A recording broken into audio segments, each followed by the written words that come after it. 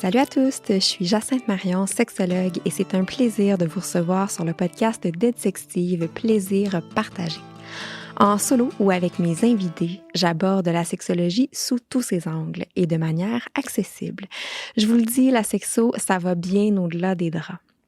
À travers les expériences et les connaissances de mes invités et vos questions, j'espère briser les tabous, déconstruire des mythes, vous inspirer et vous guider vers votre propre épanouissement.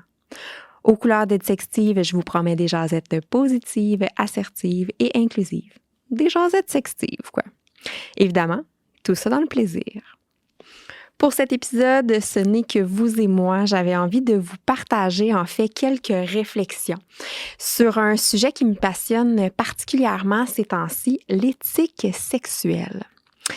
Vous allez apprendre à connaître Aide Sextive et mon approche en tant que sexologue. C'est positif, c'est assertif, c'est inclusif.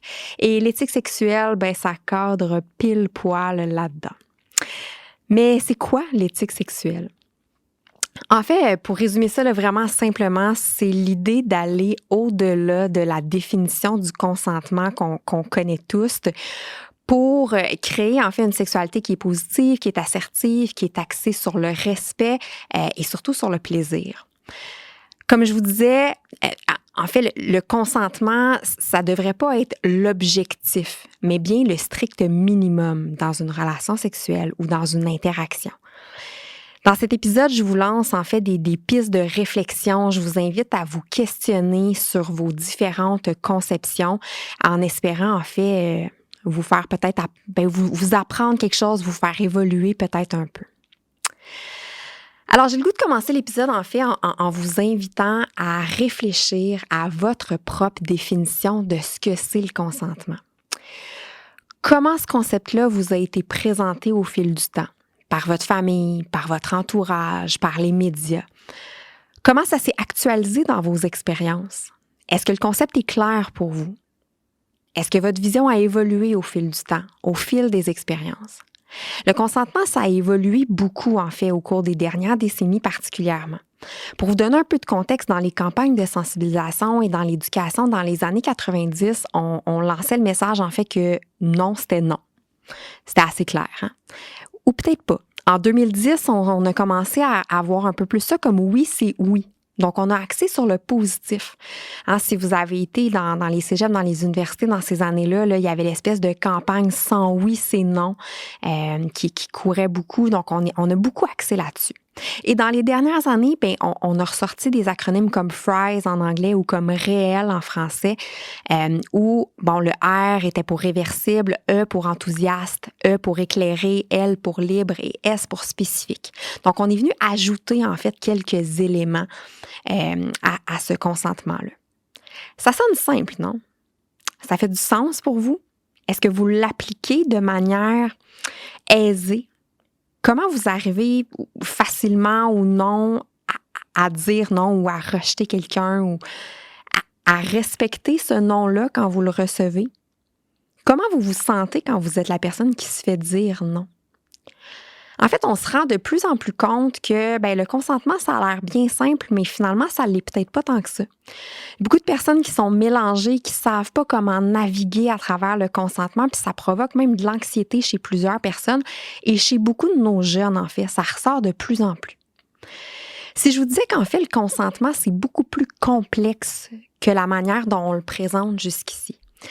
C'est fortement influencé par nos scripts sociaux, par la manière dont on a été socialisé, par les dynamiques de pouvoir qui sont à l'intersection de nos différentes identités aussi. Donc, ce que ça veut dire, c'est que peu importe le groupe social auquel on appartient, que ce soit à cause de notre genre, notre identité sexuelle, la couleur de notre peau, le statut économique, la santé mentale, les habiletés physiques, etc., vont influencer la manière dont on va se sentir apte à négocier sa propre sexualité. L'aisance avec laquelle on va dire non et nos réactions aussi quand on va recevoir un non. Les groupes oppressés ont souvent été socialisés en fait à être plus attentifs, à répondre aux besoins des personnes qui appartiennent aux classes dominantes. Pourquoi? Parfois pour pas trop attirer d'attention sur eux. parfois pour se protéger, en fait, puis parfois simplement parce qu'on les a élevés comme ça en leur disant que c'est ça que c'est quand on fait partie de ce groupe-là. Mais au-delà de ça, il y a aussi, en fait, la manière dont on va négocier notre sexualité, c'est aussi influencé par notre personnalité, par la manière dont on a été élevé, les messages qu'on a reçus de notre famille, de nos enseignants, enseignantes, etc., nos expériences passées. Par exemple, si dire non, ça n'a jamais été bien reçu ou on a vécu des expériences négatives quand on a osé dire non à quelqu'un, ça peut avoir un impact. La personne qui est devant nous aussi, c'est qui cette personne-là à qui on dit non? Est-ce que c'est une figure d'autorité? Est-ce que c'est quelqu'un qu'on aime bien? Est-ce que c'est quelqu'un à qui on veut faire plaisir? De qui on a peur? Ça va avoir un impact. Et le fait d'avoir été conditionné ou non à plaire alors qu'on était jeune ou à dire oui alors qu'on n'en avait peut-être pas envie. Peut-être qu'on nous a forcés à aller s'asseoir sur les genoux de mon oncle quand on était plus jeune et ça nous tentait pas. On a eu beau dire non, ça n'a pas été reçu notre non. Peut-être qu'on fait partie d'un groupe d'amis qui n'acceptent pas quand ça nous tente pas de faire quelque chose, on est rejeté du groupe. Donc, ça va avoir un impact, tout ça. Une chose qui peut aussi influencer l'aisance avec laquelle on va dire non, en fait, c'est la réaction de l'autre personne. Pensez-y. Si vous êtes la personne qui reçoit un non, quelles sont les choses auxquelles vous pourriez penser, ce que vous pourriez ressentir? Ça peut peut-être être blessant. Si c'est vous la personne qui avez initié, peut-être que vous vous êtes mis dans une situation vulnérable, en fait. Peut-être que vous allez vous sentir insécure, jalouse, invalidée, non aimée, etc. Comme société, on nous a beaucoup appris qu'un refus, ça indique qu'on n'est pas adéquat ou qu'on a moins de valeur dans la relation. Alors que pourtant, on est toutes des personnes très indépendantes les unes des autres. On a totalement le droit de prendre des décisions qui sont les bonnes pour nous, dans les circonstances dans lesquelles on est, puis peu importe les raisons. Ça peut mener parfois à des excuses qui peuvent être blessantes.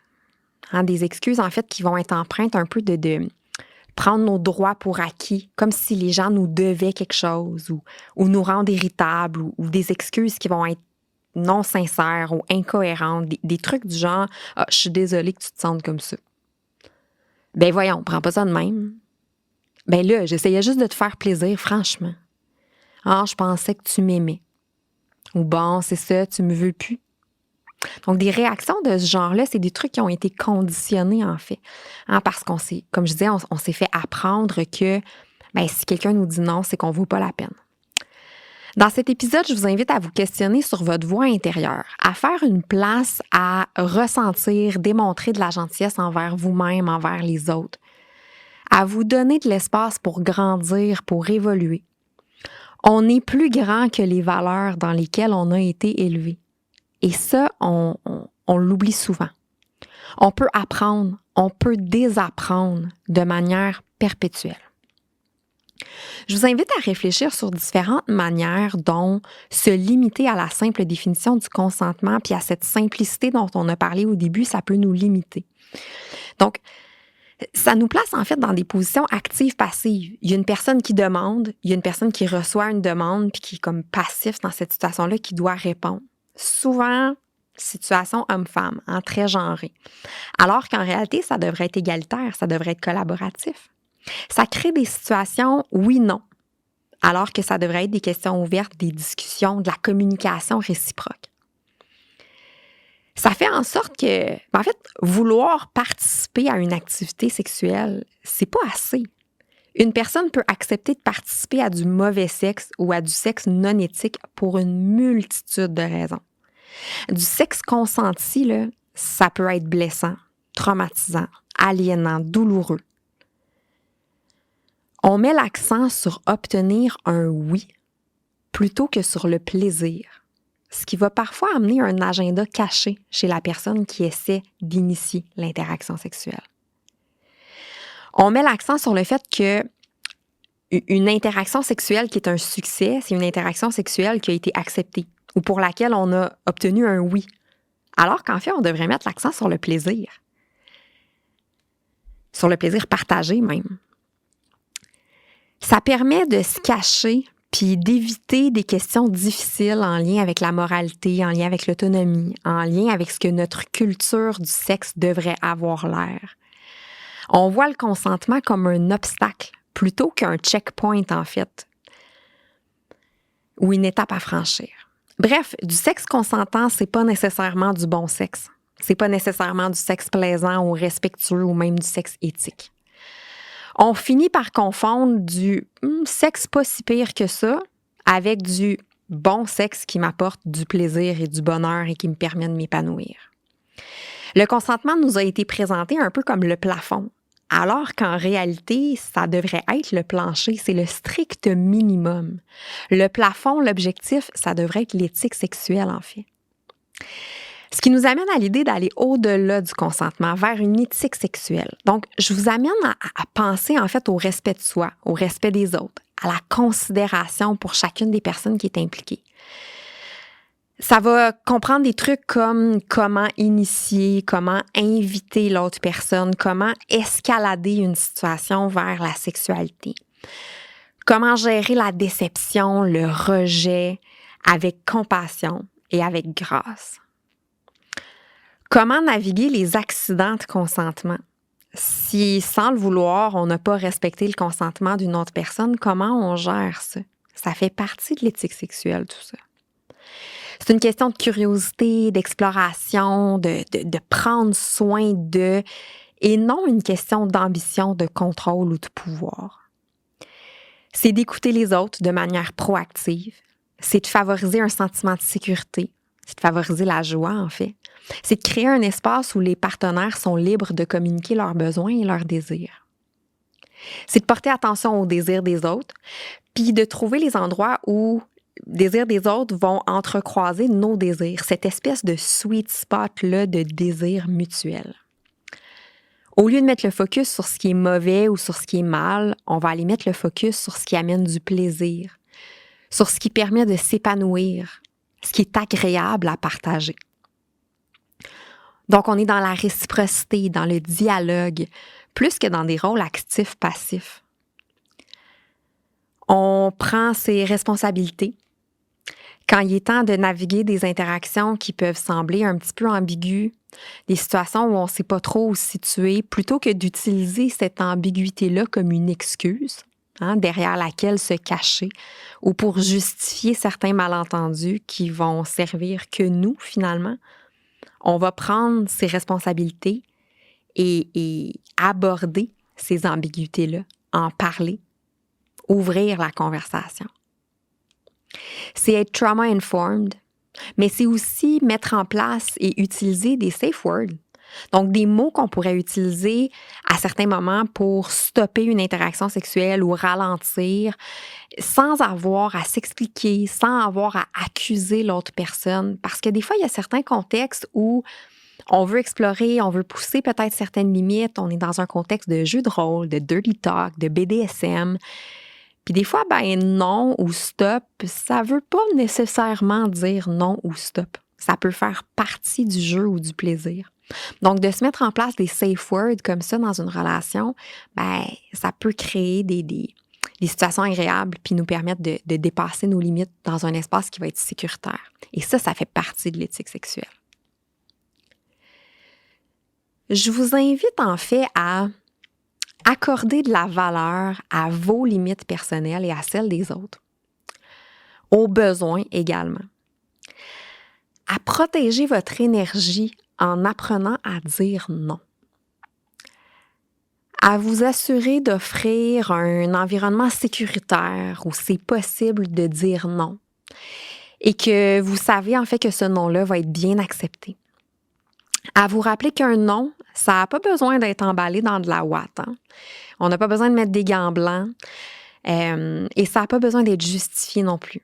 On peut si on veut, mais on n'est pas obligé de donner des raisons. Puis en fait, d'exiger des raisons à une autre personne, des fois, ça nous set up pour une situation où la personne va peut-être se sentir mal à l'aise ou va peut-être finir par nous cacher en réalité les vraies raisons parce que cette personne-là n'est peut-être pas tant prête à nous en parler.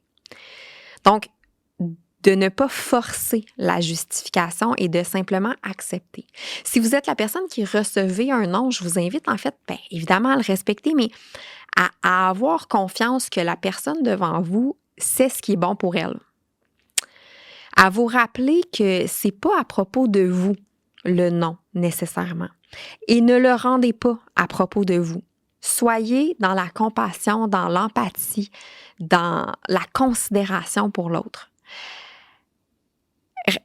Accepter un non, c'est potentiellement la meilleure décision de votre vie. C'est probablement la meilleure chose que vous allez avoir fait pour vous, pour l'autre personne, mais pour votre relation aussi. En fait, j'aimerais terminer sur l'idée que le sexe, ça devrait être une invitation et non une demande. Et évidemment pas une obligation. Puis une invitation, ça n'a pas toujours besoin d'être explicite ou verbal. Ça peut être subtil, ça peut être physique, ça peut être non-verbal, ça peut être écrit. Bref, ça peut être spontané, planifié, mais ça devrait être invitant. Le mot le dit, c'est une invitation. Donc, ça devrait être invitant pour tous les partenaires qui sont impliqués. Et ça devrait faire en sorte que les gens vont ressentir de la gratitude d'avoir reçu cette invitation-là. Puis à être content d'être là et vice-versa. Donc, évidemment, ça devrait être intentionnel, ça devrait être approprié. Ça devrait être fait dans un contexte où vous connaissez assez la personne qui est devant vous, puis vous avez porté assez attention au contexte pour savoir si cette invitation-là va être bien reçue ou pas, ou en tout cas avoir une assez bonne idée. Une invitation, ça peut toujours être refusé, sans raison, et c'est OK. J'espère que vous allez prendre le temps un peu de digérer toute cette information-là. Je sais qu'en très peu de temps, je vous ai lancé un paquet de pistes de réflexion, puis que ça va peut-être être confrontant pour certaines personnes. Peut-être que vous allez sûrement avoir besoin de plus qu'une écoute de ce podcast-là, puis c'est un peu pour ça que j'ai voulu le condenser puis le faire assez court et droit au but pour vous donner l'occasion de le réécouter peut-être à certaines reprises, à peser stop, à le recommencer. Bon, bref, prenez le temps de digérer l'info, prenez le temps de vous questionner sur votre relation au consentement et sur votre parcours vers une éthique sexuelle. J'espère que j'aurai semé en vous, en tout cas, cette petite graine-là d'éthique sexuelle. Alors, je vous laisse là-dessus. Pour plus d'informations, je vous invite à suivre EdSextive sur Facebook, sur Instagram, @EdSextive évidemment. Puis c'est toujours possible de nous trouver sur notre site web www.edsextive.com. Au plaisir!